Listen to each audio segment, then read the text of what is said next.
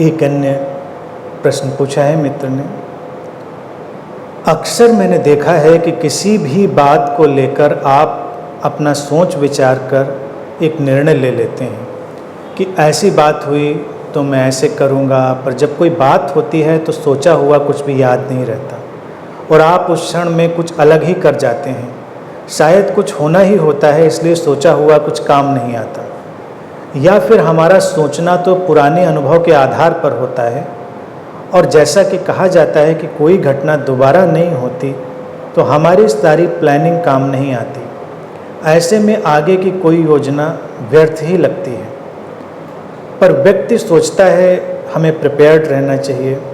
कृपया इस पर कुछ कहें।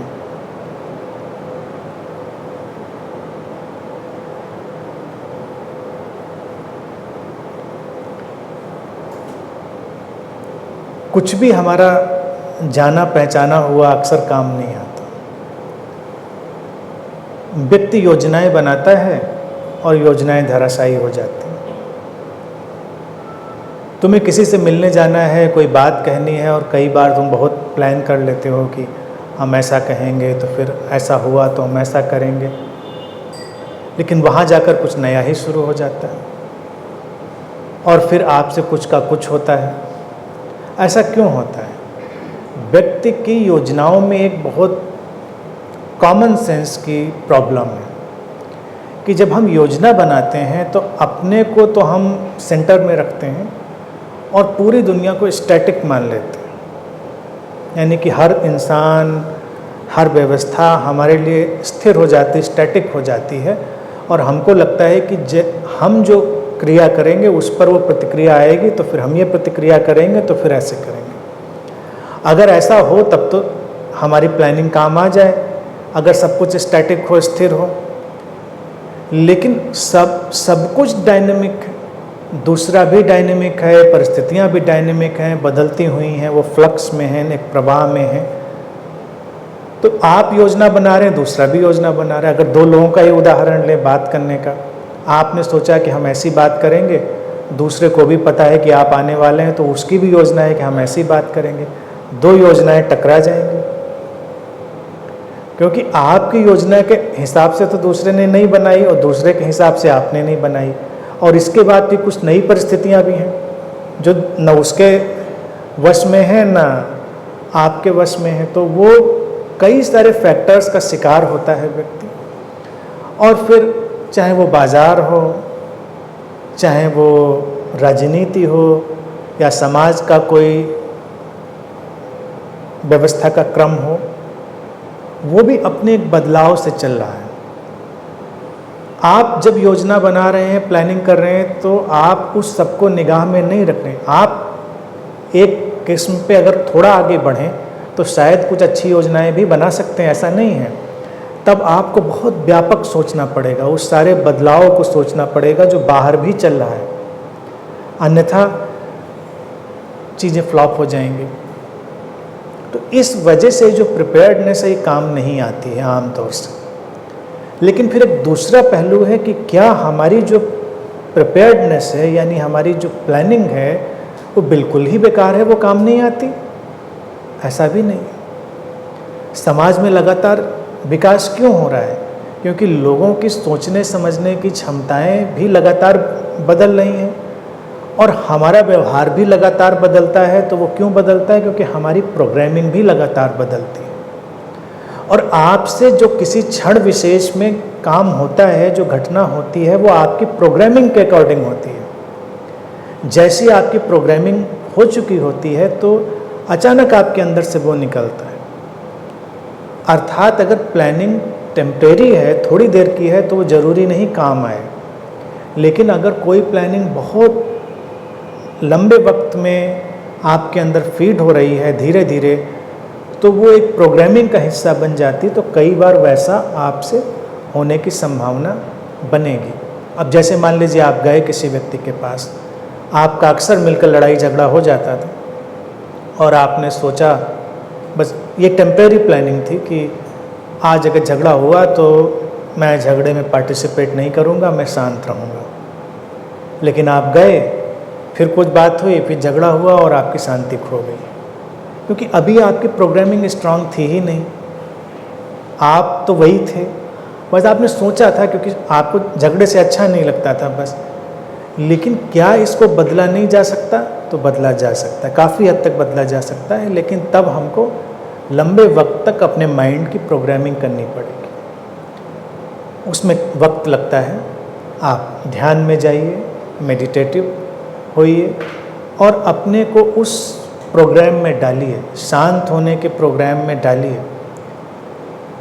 धीरे धीरे आपके अंदर वो शांति ठहरेगी और फिर कुछ परिस्थितियों में प्रैक्टिकल करिए। जब आप प्रैक्टिकल करेंगे तो आपको लगेगा कि हाँ, इस बार आप ज़्यादा कर पाए, इस बार ज़्यादा कर पाए, इस बार ज़्यादा कर पाए, और एक टाइम पर आपकी प्रोग्रामिंग काफ़ी हद तक बदल चुकी होगी। और तब जब परिस्थिति आएगी तो अचानक आप झगड़े में नहीं पड़ेंगे, आप शांत बने रहेंगे। तो ह्यूमन माइंड की ये भी कैपेबिलिटी है कि वो अपनी प्रोग्रामिंग को बदल सकता है।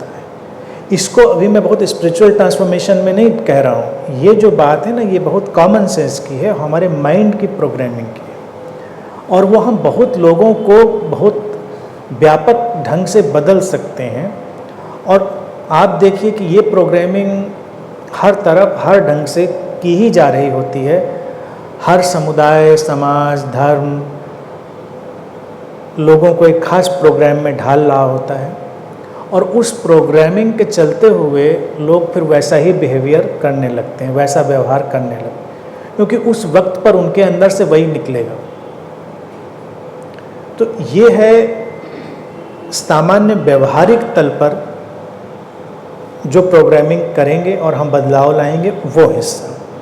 लेकिन फिर एक जागतिक एग्जिस्टेंशियल हिस्सा है जिसमें हमारी प्रोग्रामिंग का कोई मतलब नहीं होगा, लेकिन उसको सामना करने की क्षमता की प्रोग्रामिंग तो बदली जा सकती। अब अभी अगले मोमेंट पे अर्थक्वेक आ जाए तो आपकी प्रोग्रामिंग का तो उसमें कोई हिस्सा नहीं कि आपने सोचा हो कि आप 10 साल तक ऐसे ही बैठे रहेंगे बिना हिले हुए, लेकिन धरती हिलेगी तो हिलना पड़ेगा। इसमें तो आपकी कोई प्रोग्रामिंग काम नहीं आने वाली। लेकिन हाँ, ये हो सकता है कि जब वो हिले तो कुछ लोग पैनिक में आए, आप पैनिक में ना आए, आप शांत बने रहें, आप एक्सेप्ट कर लें कि कोई बात नहीं, ठीक है, अब धरती हिली तो हिली, क्या फ़र्क पड़ता है। ये बदलाव आएगा आपके व्यक्तिगत व्यवहार के तल पर, लेकिन उस तल पर हमारी किसी भी प्लानिंग का काम नहीं आएगी जो जागतिक यानी कॉस्मिक एग्जिस्टेंशियल प्लेटफॉर्म पर चल रही। वो भी बदलाव हो रहा है, चारों तरफ एक बदलाव घट रहा है। हमको तो पता नहीं अभी क्या बदलाव होने वाला है। कई बार तो वैज्ञानिक भी बहुत सारी बातों में क्लूलेस हैं, उनको भी नहीं, वो भी कोशिश करते हैं अनुमान लगाने की अब सोलर स्टॉर्म आने वाला होगा तो उससे हमारे जो सिस्टम में, अर्थ के एटमॉस्फेयर में क्या फ़र्क पड़ने वाला है। लेकिन सोलर स्टॉर्म किस इंटेंसिटी का आ जाएगा और किस टाइम पर आ जाएगा, या कौन सा एस्टेरॉयड हमारी ऑर्बिट में आकर हमसे टकराने की तरफ बढ़ जाएगा, वो आकलन अनुमान आजकल विज्ञान भी करता है, लेकिन उससे भी तमाम चूक होती है। क्योंकि हम जितना देखते हैं उससे भी कहीं ज़्यादा घटनाक्रम चल रहा है, उससे भी ज़्यादा परिवर्तन जीवन में घट रहा है। तो उस सब में किसी प्लानिंग का कोई मामला नहीं। आप अपने जीने की प्लानिंग करें, अपने लव्ड वन के जीने की प्लानिंग करें। क्या प्लानिंग करेंगे? क्योंकि आपको तो पता नहीं कौन कब जीने वाला है, कौन कब जाने वाला है। फिर इसी में सब इंश्योरेंस वाले आ जाएंगे बिजनेस करने के लिए, उनका अपना काम है, वो भी अच्छा बड़ा स्मार्ट वर्क है, क्योंकि वो बताएंगे कि हम प्लान बताते हैं आपको और ये आपको फ़ायदा करेगा। तो उस प्लानिंग के बिहाफ पर ही सारा इंश्योरेंस का देखिए कार्य व्यापार है। लेकिन वो भी तो अनिश्चित, अनसर्टेन है। अब फिर उसको दूसरे ढंग से देखा जाए, क्या वो भी बिल्कुल बेकार है? बेकार वो भी नहीं है। आप प्लेफुल्ली उसको भी कर सकते हैं, क्योंकि क्या काम आएगा क्या नहीं आएगा ये तो आपको पता नहीं। लेकिन हाँ ठीक है, आपने सोचा तो उतना तक तो ठीक है, लेकिन आप सोचें पूरा का पूरा काम आएगा ही, तो ऐसा नहीं है। तमाम लोग ऐसे हैं, वो बड़ा धन जुटा कर रखते हैं अपने तमाम चीज़ों की व्यवस्था के लिए, और ख़ास तौर से कुछ लोग तो इलाज वगैरह के लिए बहुत धन जुटा लेते हैं। जीते नहीं ठीक से, यानी अगर उनको जीने की ख्वाहिश हो अच्छे से तो वो पैसा नहीं खर्च करते हैं, क्योंकि वो सोचते हैं ये बीमार पड़े और इलाज करेंगे, फिर वो तमाम बड़ी बड़ी बीमारियों का बजट प्लान कर लेते हैं कि इसमें तो इतने लाख का बजट आएगा, इसमें इतने लाख का बजट आएगा, और अगर हमने इतने बड़े हॉस्पिटल में ट्रीटमेंट लिया तो इतना। तो आप अगर वो सब जोड़ते रहिए तो कई बार आपके पास कुछ करने लायक बचेगा ही नहीं। इतना बड़ा बड़ा बजट है, वो 2-4 बड़ी बड़ी बीमारियां अगर आप अपने उसमें डाल लीजिए प्लानिंग की लिस्ट में, तो फिर तो आपको बहुत सादगी वाला जीवन जीना पड़ेगा। आप एक पैसा भी खर्च करते समय डरेंगे कि अब ये अभी खर्च कर देंगे और तब काम लेना पड़ा तो क्या होगा।